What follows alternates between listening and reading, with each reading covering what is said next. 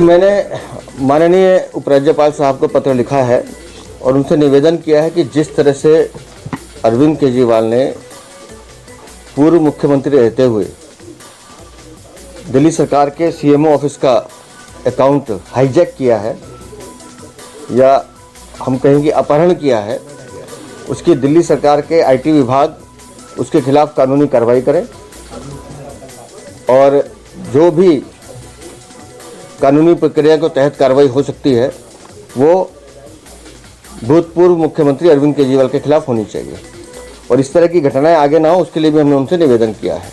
और साथ ही साथ हमने दूसरी जो विषय उसमें लिखा है कि वो कि दिल्ली की कार्यवाहक मुख्यमंत्री आतिशी मार लेना जिस तरह से भ्रांति फैला रही हैं, जिस तरह से झूठ बोल रही हैं, तो तुरंत पावर डिस्कॉम्स को भी आदेश दिया जाए कि वो स्वयं सामने आकर वस्तुस्थिति स्पष्ट करें कि किस तरह से दिल्ली की कार्यवाहक मुख्यमंत्री जनता को धोखा देने का और झूठ बोलने का काम कर रही हैं।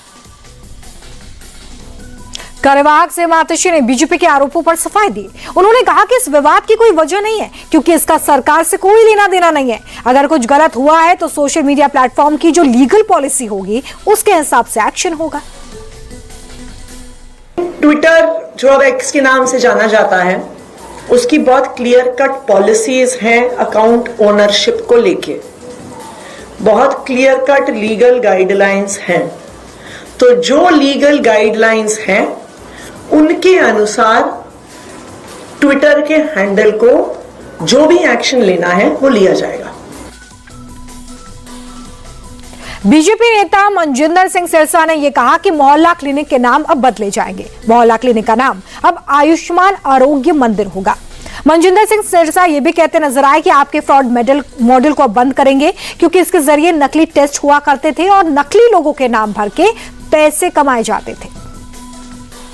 अभी जो मोहल्ला क्लिनिक हैं उनके नाम बदलकर जो आयुष्मान भारत के तहत आयुष्मान आरोग्य मंदिर के नाम दिया जाएगा क्योंकि ये एक्चुअल में सेवा का केंद्र बनेंगे। ये जो अरविंद केजरीवाल जी का फ्रॉड मॉडल था जिसमें नकली टेस्ट किए जाते थे, नकली लोगों के नाम भर भर के उसके पैसे कमाए जाते थे, ये मोहल्ला क्लिनिक पैसे कमाने का एटीएम बन चुका था। तो अभी ये आरोग्य मंदिर के रूप में काम करेगा और प्रॉपर हॉस्पिटल की तर्ज पर इसमें काम होगा। आने वाले दिनों में आप इस बदलाव को देखेंगे।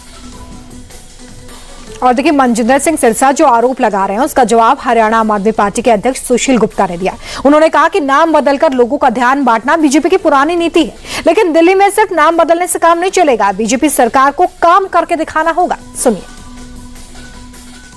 इस देश में बीजेपी नाम बदलने का काम दशकों से करती आ रही है। कुछ और नहीं कर पाते तो नाम बदल देते हैं। उसी के चक्कर में बहुत समय तक लोग उलझे रहते हैं। लोग चाहते हैं कि वास्तव में काम हो। नाम बदलने से लोगों को फर्क नहीं पड़ता, बट काम बदलने चाहिए, काम होने चाहिए। कार्यवाहक सीएम आतिशी ने आज प्रेस कॉन्फ्रेंस की और बीजेपी पर आरोपों की झड़ी लगा दी। आतिशी ने कहा कि मुझे सूत्रों के हवालों से पता चला है कि बीजेपी ना तो 2,500 रुपए प्रति महीने के साथ ही अपने वादे को पूरा करेगी और इसका ठीकरा आप पर फोड़ने की तैयारी है। आतिशी ये भी कह रही है कि दिल्ली का बजट तो सरप्लस है। भारतीय जनता पार्टी के सूत्रों के हवाले से हमें पता चला है कि ना सिर्फ 2,500 रुपए महीने बल्कि जो बाकी सारे वादे भी भारतीय जनता पार्टी ने किए थे उनको पूरा करने का भारतीय जनता पार्टी का कोई भी इरादा नहीं है। और उन्होंने ये प्लान बनाया है कि अपने वादे ना पूरे करने का ठीकरा वो आम आदमी पार्टी पर फोड़ेंगे और कहेंगे कि जी हम वादे इसलिए नहीं पूरे कर पाए क्योंकि दिल्ली सरकार के पास पैसा नहीं है। दिल्ली देश का एकमात्र रेवेन्यू सरप्लस स्टेट है।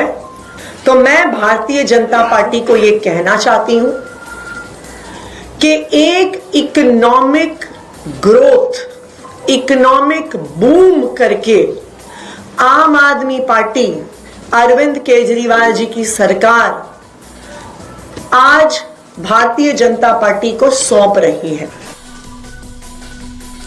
और देखिए आतिशी जो आरोप लगा रही हैं, जो दावा कर रही हैं, उसका जवाब लक्ष्मी नगर से बीजेपी विधायक अभय वर्मा ने दिया। अभय वर्मा कह रहे हैं कि आतिशी अभी से बजट का लेखा जोखा बताने लगी हैं, अभी तो सरकार बनी ही नहीं है। वर्मा ने आगे कहा कि अभी तो आम आदमी पार्टी को 10 साल के अपने कामों का हिसाब भी देना है और इसलिए आतिशी उल्टे सीधे बयान देने की बजाय विपक्ष की जो भूमिका जनता ने उन्हें सौंपी है उसे ठीक से निभाए। आतिशी जी अपनी हार को भुला नहीं पा रही हैं और ये हार की खींच निकाल रही हैं ऐसी ऐसी बातें करके।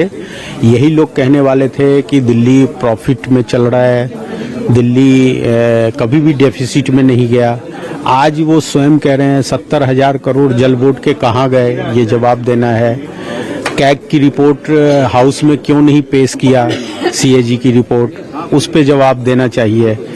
हाउस को कैसे चलाया है ये सारी दिल्ली वालों ने देखा है। तो मैं आज आतिशी जी को इतना ही कहूंगा कि एक सशक्त विपक्ष की भूमिका में वो नजर आए, ना कि दोष लगाएं।